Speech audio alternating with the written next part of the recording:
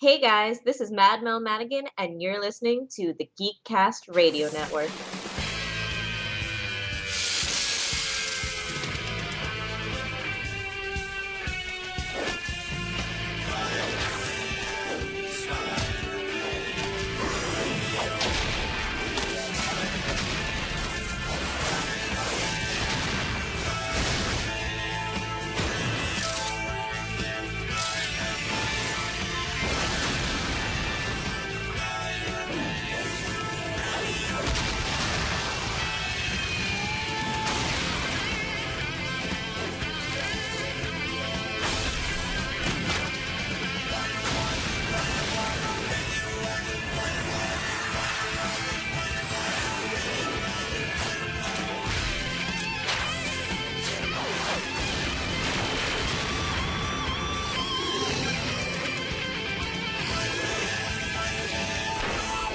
Face it, Tiger.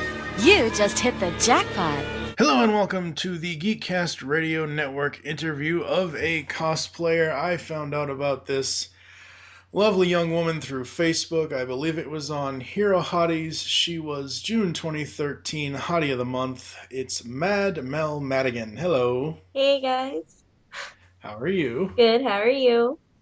Pretty good, pretty good. Yeah, and in their spread that they have on their Facebook page in that album, they they list your they have pictures of the Poison Ivy costume, Blossom, and Black Cat. When I saw the Rolling Stone Black Cat, I'm like, oh my god, Spidey's in so much trouble. Yeah, that one is a crowd favorite. All right, so this is just gonna be a loose kind of interview. Like I said, I had seen that photo album, and then I sought out your page, and I've just been enjoying seeing what you've come up with over the last little bit, and finding out all the costumes and cosplays that you have done. Where are you originally from? What really put you on the map of saying, "Hey, I want to do cosplay"? Originally, I'm from a little town called Lehigh Acres. It's right next to Fort Myers, if that puts it in perspective for anyone. It's in Florida. I just Hmm. assume everyone is in Florida, obviously, because, the whole world revolves around us. Um, and I actually started cosplaying 4 years ago, 4 or 5 years ago now, when I went to a little convention in Miami called Wizard World Miami. It was my very first convention, and I found out about it through a magazine, I think I found. And I saw that Adam West was going to be there, and I got super excited. I was like, oh my gosh, I have to go here. I have to meet him. So me and my best friend, we decided to throw together some costumes and go down there because we are both huge nerds. And we both love costumes. At the time, I was Hmm. working for GameStop. I was assistant manager there. So we would both always dress up for the promo games, and we would pick days out of the week to dress up like different characters and stuff. So we paired up and we I put together Poison Ivy, she was Harley Quinn, and then we also did Psylocke and Phoenix. And then we went down there and we just had an absolute blast. It was amazing. I had such a great time that we both got hooked and just decided to start going to all the different conventions that we possibly could. How many conventions do you usually attend a year? Um, let's see. It varies because it seems like every year more and more conventions start popping up. Like the first year that I started cosplaying, I only went to, I think, three conventions that year.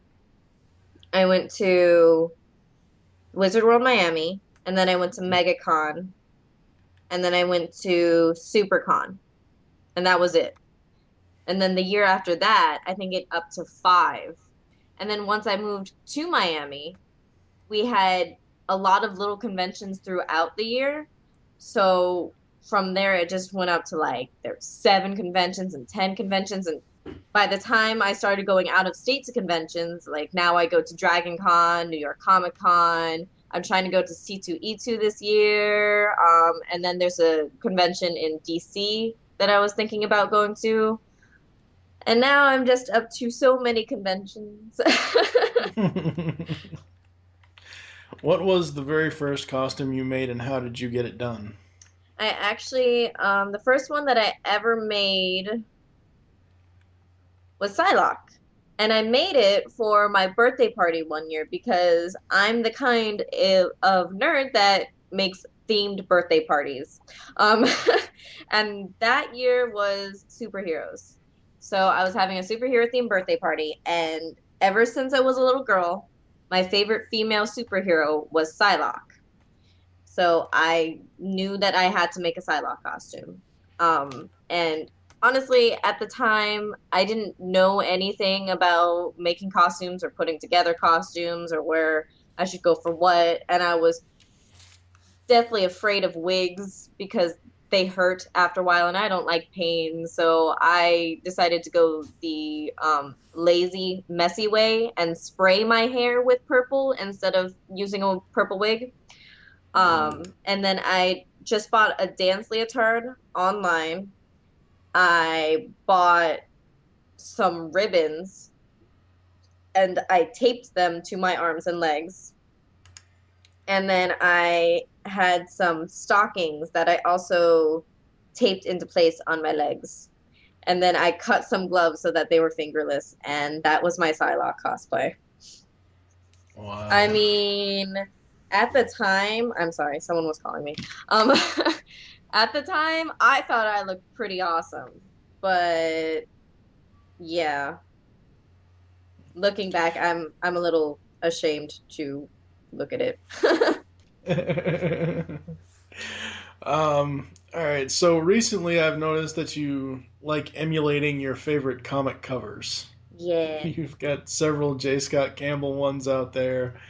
Um, is that something you always do, or is that something that just every now and then you'll do, or? I find inspiration through artwork a lot.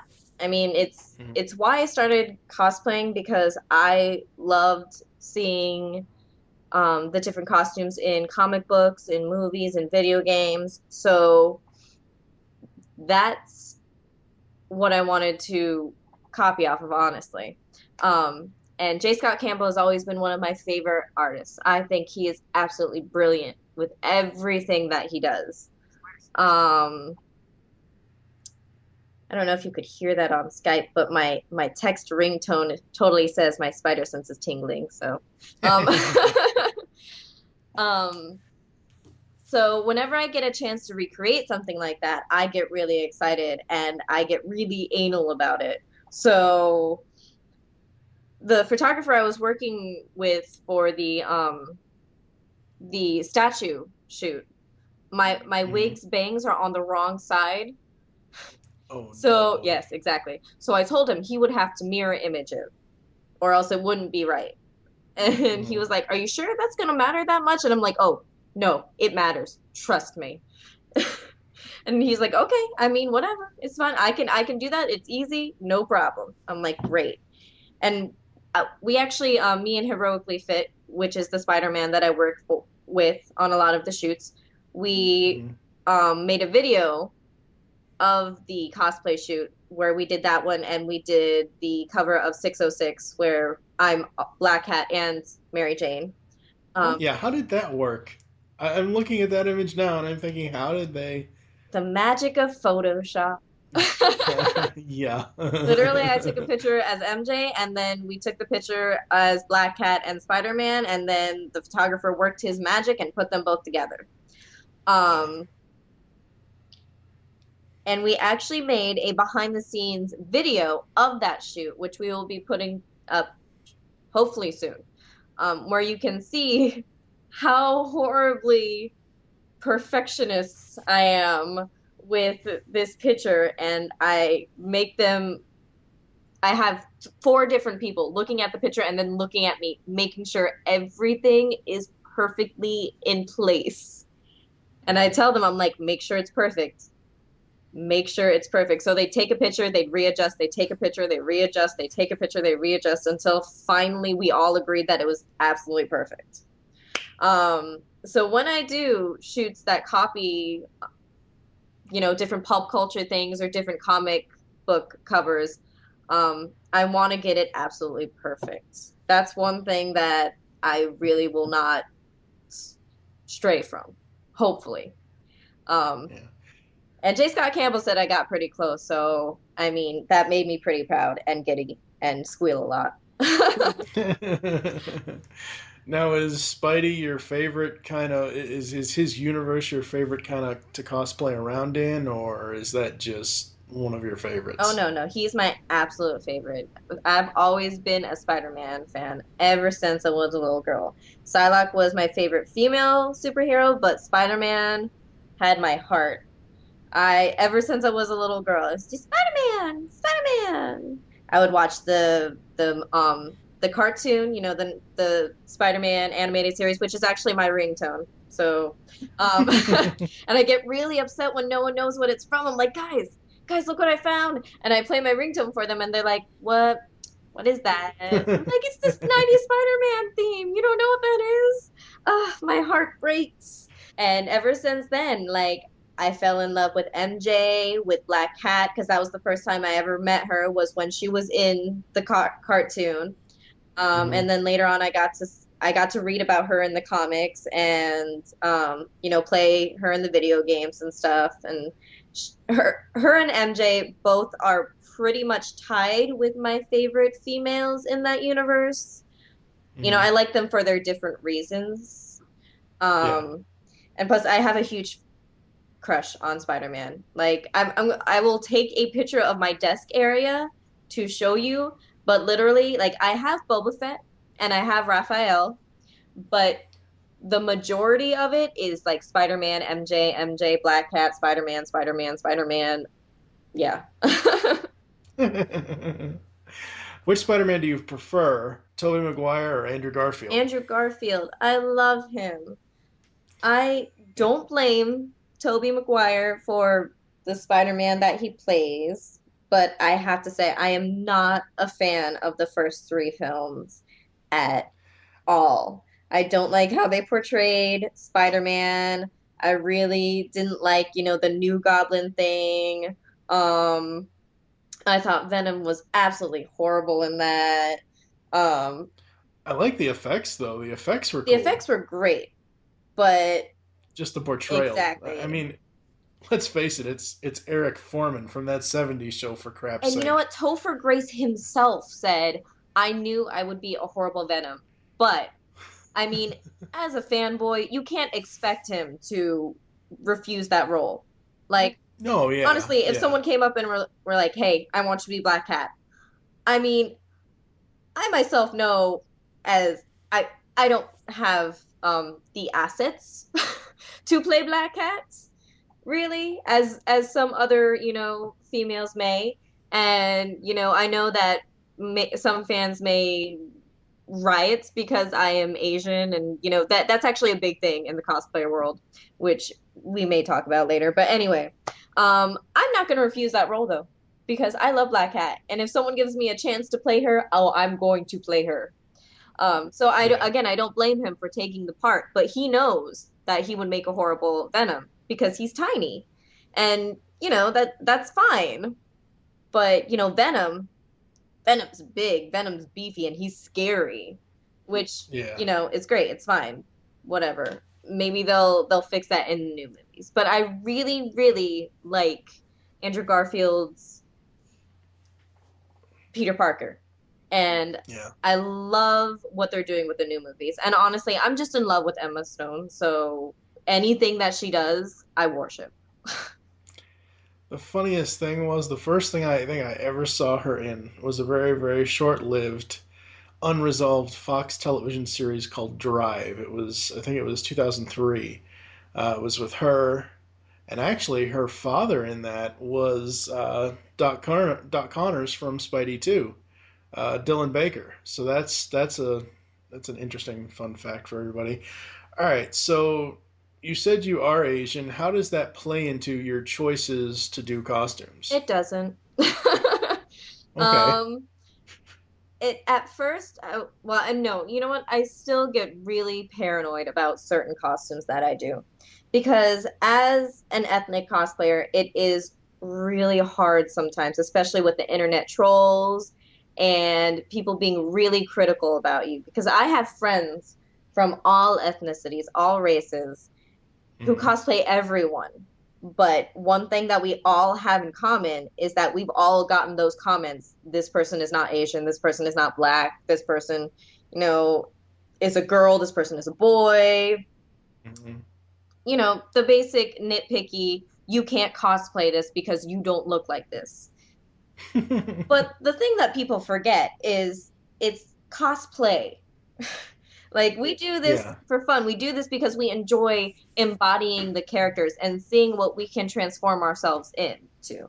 I mean, we base ourselves off of fictional characters, fictional comic characters, fictional game characters. So it's not like it's not real, guys. It's not even that Yeah. serious.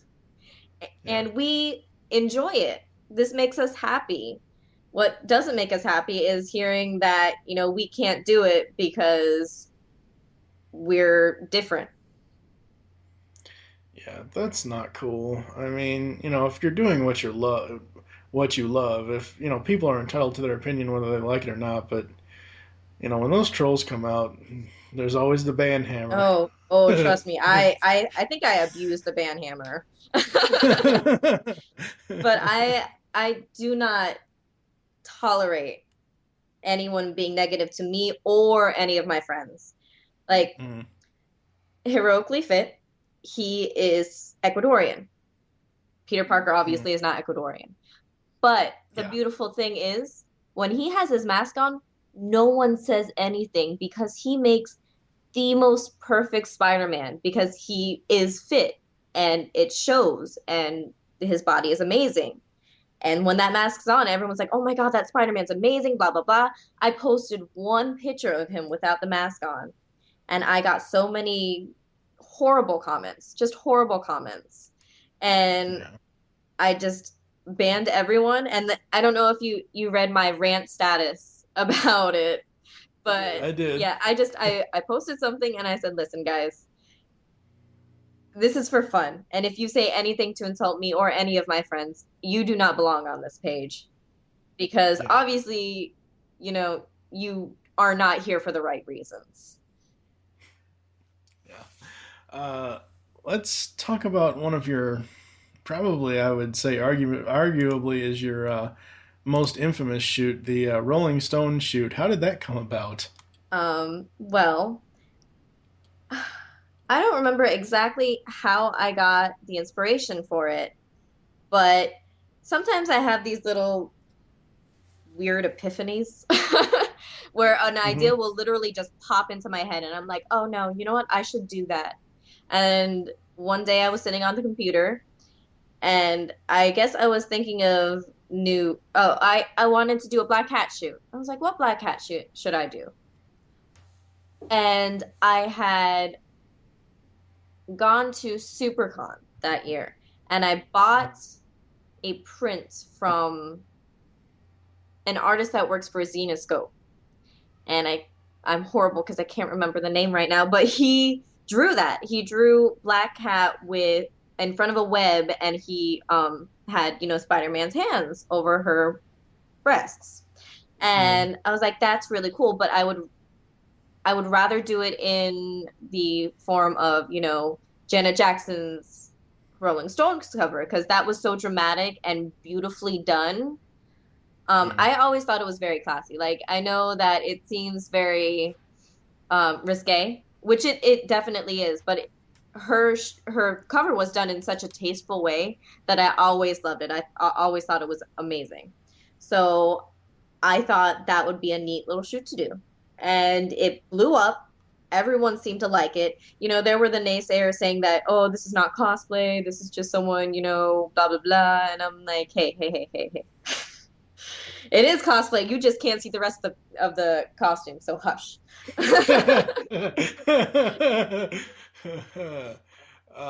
Yeah, there was the the general photo that I've seen a lot is just a straight on shot, but there was another one where heroically fits in that with you, Yes. right? Hmm. There's another image of the two of you where he's like peeking out from behind you, Yes. and I shared that with a friend of mine, with JT from Saskatoon. I shared that with him, and I in the caption I put Spidey's in so much trouble.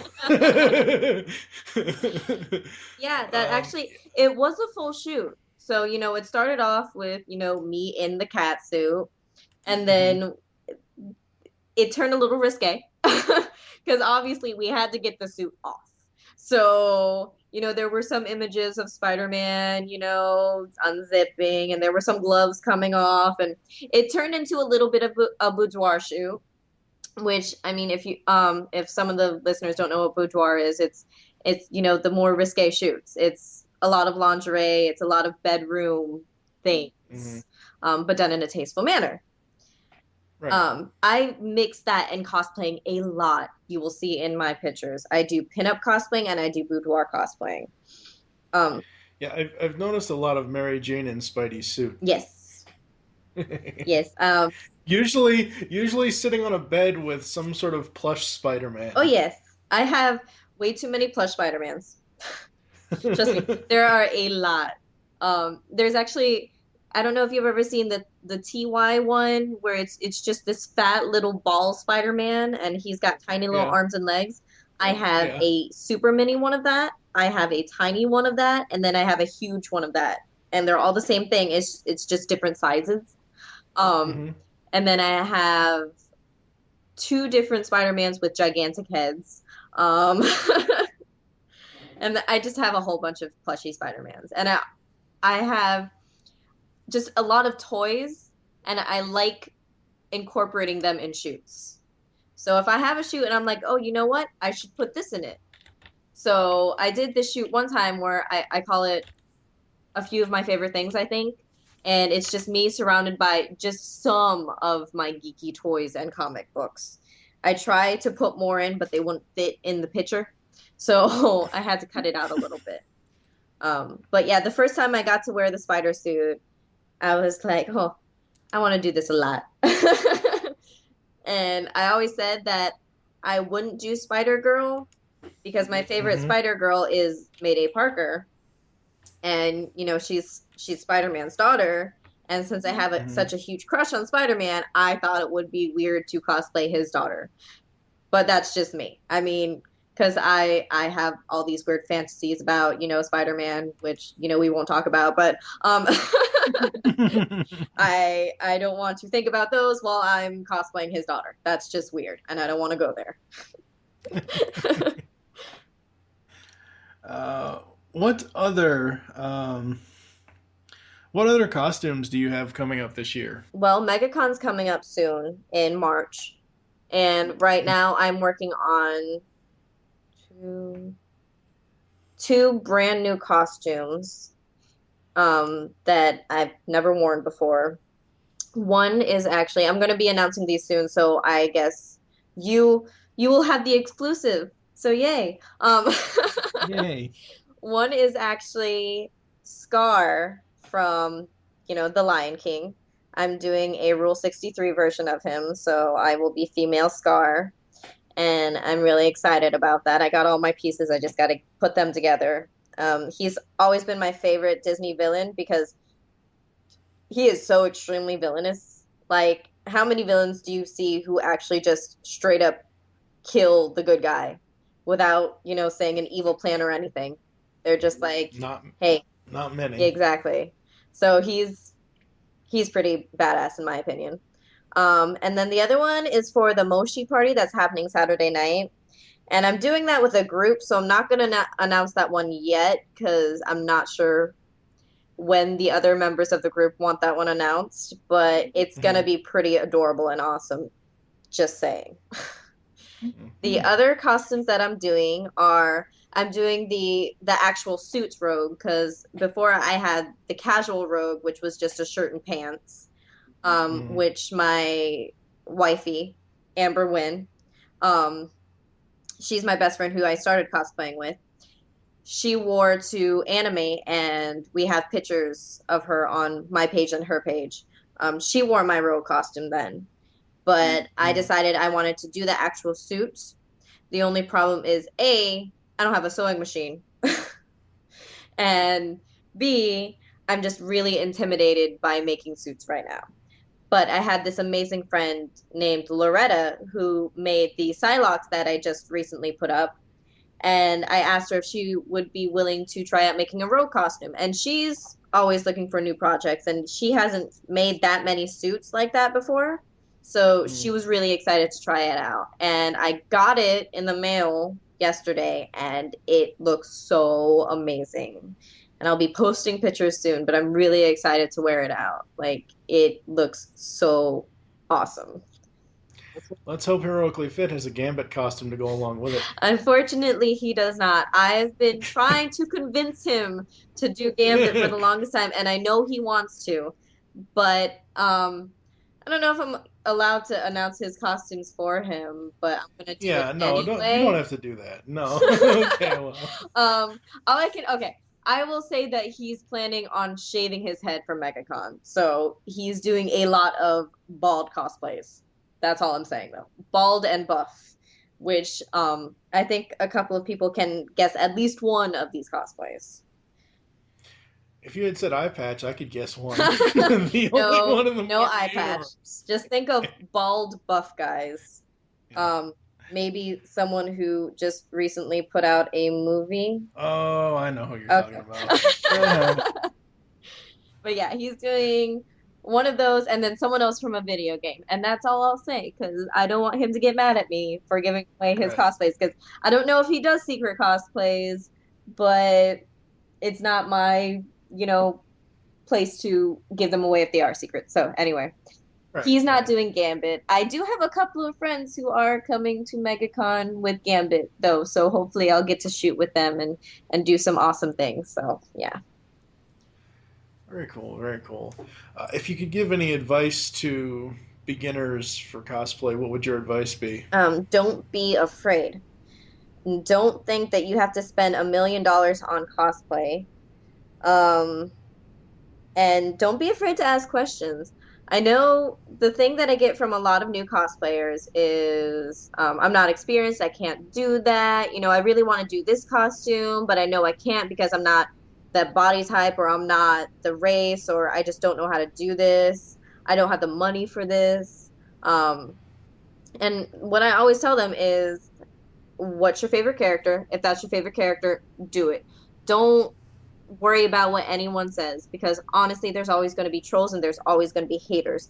What there's also always going to be is support and love from this community because I know that there's a lot of negativity and hate at times, but I have met some of the most amazing people in my entire life going to these conventions and online and from I mean different countries. I get cosplay girls from Australia, from London, all over messaging me saying how much they like me. And it's funny because I'm complete fangirls of them too. So when I get these messages, I just start screaming and I'm like, oh my God, this person messaged me.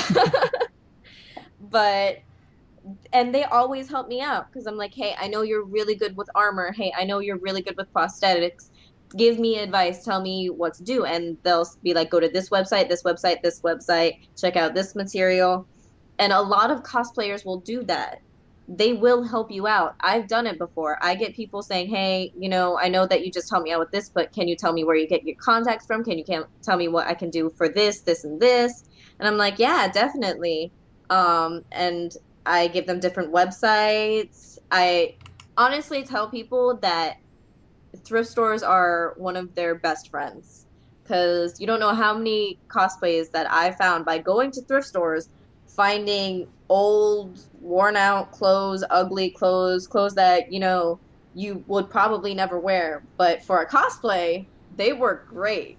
And you could just take a whole bunch of different pieces of clothes, cut them up, sew them, glue them, stick some armor on them, and all of a sudden, boom, you got a cosplay. It's amazing. Magic. How did the idea for the post-apocalyptic Powerpuff Girls come along? That was actually a collaborative idea between Jenny Lorenzo from Geekasm and myself. I don't remember who had the original idea, but I know both of us thought, hey, post-apocalyptic Powerpuff Girls, that would be awesome. Then Jenny herself was the one that was like, no, I want to do this photo shoot. So I was like, all right. And when I'm not in front of the camera, I am a artistic director on a lot of shoots. So Mhm. I got together all the people who would be in it. I let them know what I wanted their costumes to look like. I put together certain pieces for them, like Professor Utonium's eye patch. I didn't make that. I painted an X on an eye patch. Okay, I'm not that special. But it was the basic idea of Jenny saying, I want this to be epic, and us working together to get some of the best cosplayers that have ever worked with. They're fantastic. And putting together that awesome shoot, which was both awesome and horrible at the same time because we live in Why? Miami. Yeah. So it's always like a million degrees outside. Oh, yeah, that's true. Um, Yeah, that. so when you do outdoor photo shoots, it can get really, really hot. And unfortunately, on that day, our photographer was sick, but she was a trooper, so she still came out. We picked a location that was a little hard to find, so a couple of people got lost. So some of us had to wait out in the hot sun for a really long time. And then since we did have so many people involved in that shoot and we had so many different shots that we had to get, we were outside for hours. And unfortunately, everyone forgot water. Like we didn't plan out the shoot as well as we should have, but we got the shots that we needed to, and in the end it was just amazing. So, as much as we suffered through it, it was awesome. And I thank Jenny for having that awesome idea to put it all together. And I think all the other cosplayers that were involved in that, Heroically Fit was Rick, who is the red one. Mhm. So he was yet again involved in my shoots because I always, drag him along with me. Um, then there's Dewey Trong cosplay, which you can check him out. I just posted one of his pictures, also him as Jack Frost. And then he was Butch, the green one. Jenny Lorenzo was also Buttercup. Mhm. And then Juliet, she was Bubbles, and then Romeo was Boomer, and then we had Rage Custom Creations as our awesome Professor Utonium, and he's the one who supplied all the gigantic guns. So he's most of the reason why the shoot was so badass. Very cool, very cool. And of course, you're Yes, Blossom. of course, I'm Blossom, which I did, Yeah. a regular Blossom costume before because she was always my favorite and I loved her huge bow. So I've done her before. So that bow is the same one that I used for my other costume. It's just, I, had to post-apocalyptic the rest of it up. Right, right. Did you also do bubbles at one point? No, I didn't do Bubbles. My friend did Bubbles, but I did. Right. I've done Harley Quinn. I've done Harley Quinn a lot, Oh, but okay. yeah. So I have worn the blonde pigtails, but for a different thing.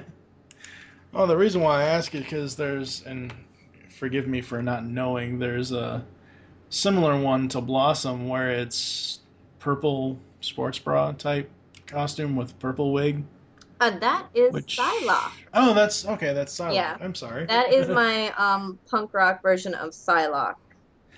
Ah, okay. As you can see, I do a lot of different versions of the costumes because Yeah. I like to branch out sometimes and I get Yeah. these, like I said, I get weird epiphanies where I'm like, oh, you know what?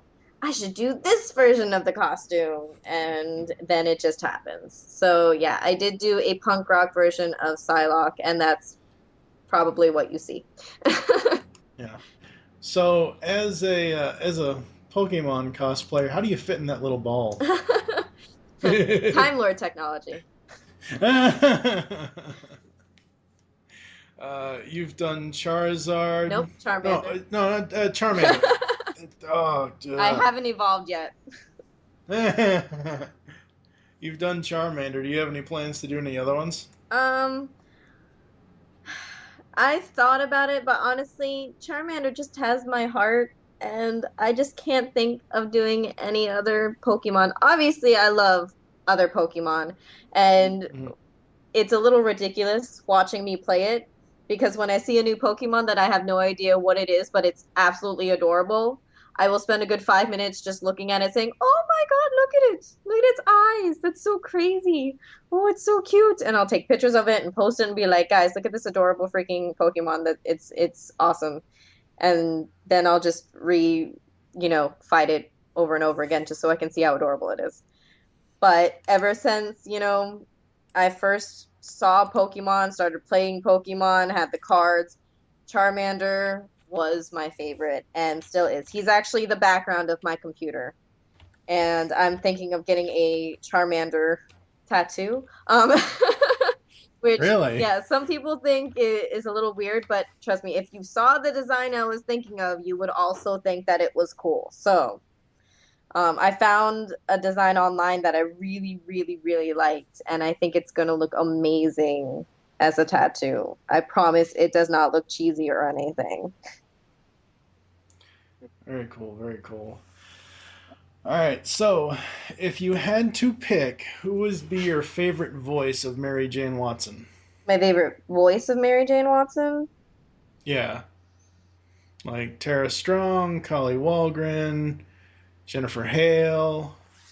Mm, you're going to think I'm such a bad nerd, but I'm really bad with voice actors. Like, Really? I really am. The only ones I really pay attention to are like, I loved Mark Hamill as the Joker. Like, he is the Hmm. Joker to me. So, I know about him. But as far as other voice actors, like, I know Richard Horvitz. And as far as my favorite characters, like, I don't really pay attention to their voices very often because I just see them as the characters. And I know that's absolutely Ah, horrible, but I'm always like, oh, look, it's MJ. I don't see it's Tara Strong as MJ. So, yeah. I mean, I know that makes me a bad geek, and I'm really sorry, but No, it doesn't make you a bad geek. It's just one of those things because I'm so used to paying attention to it, and especially with Spidey 94 and Jennifer Hale doing Black Cat. Every time I see Black Cat, that's all I ever hear in my head is Jennifer Hale's voice. I know, and I know that I have a lot of friends who like pay attention to the voice actors and things like that, but whenever I watch cartoons, I'm really bad. I zone out and I'm like, oh look, Spider-Man's talking to this person, Spider-Man's talking to MJ, and there's Black Cat, and they're awesome. Um, and I've never really had a voice actor where I was like, wow, that voice actor is absolutely horrible. Let me see who that is. There are times Mm. though when I'll be watching a movie or something like that, and I'll hear the voice, and I'll be like, that voice sounds really familiar. Let me Wikipedia that real quick. Um, like when I was watching, I don't know if you ever saw the Ninja Turtle movie that they came out with. I think it wasn't that long ago, but it was really good. 2007. Yeah, are you talking about the direct to the CGI one I don't know if it was CGI. I know it was a cartoon one, but where Raph is the street avenger or yes, something or that other? one. Yeah, that was 2007. Ah, I love that one. I'm sorry. I Oh, got that's all right. really fangirly over it because I loved how they they made the characters do exactly what they would do if their leader was gone. Like Mhm. I loved how Donnie was tech support. I thought that was so funny. And it's really funny because Heroically Fit's favorite turtle is Michelangelo, and we do birthday parties a lot. And Mhm. he does birthday parties as Spider-Man, and I think he's done a couple as like one time he was the Mad Hatter. And he has a bad habit of getting the kids all riled up so they start beating up on him.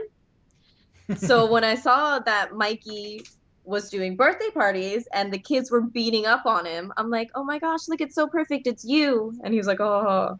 And then my favorite turtle was Raph. And I love how he didn't just sit around waiting for Leonardo to come back. Like he was like, nah, screw this. I'm gonna take this into my own hands. I'm gonna get some street vengeance on these bad guys. Because he would totally do that, and I would totally do that. I'd be like, nah, I don't care if my leader is gone. I'm still going to go, and I'm going to defend the people of the city. Because whatever. And then he just turned into Turtle Batman.